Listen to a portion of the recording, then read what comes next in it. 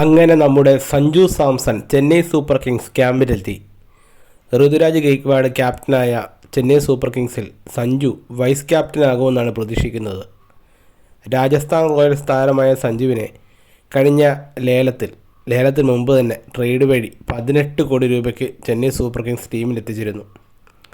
അതേസമയം ചെന്നൈ സൂപ്പർ കിങ്സിൻ്റെ ആദ്യ മത്സരം രാജസ്ഥാൻ റോയൽസിനെതിരെയാണ്.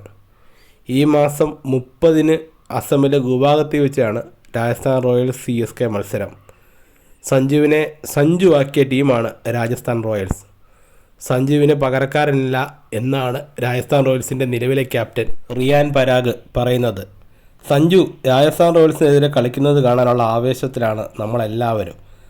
അതേസമയം സഞ്ജു സാംസൺ, MS ധോണി ഈ ടീമിൽ ഒരുമിച്ചെത്തിയതോടെ ആ CSKയുടെ ആ ഫാൻ ബേസ് വല്ലാണ്ടങ്ങ് ഉയർന്നിട്ടുണ്ട്.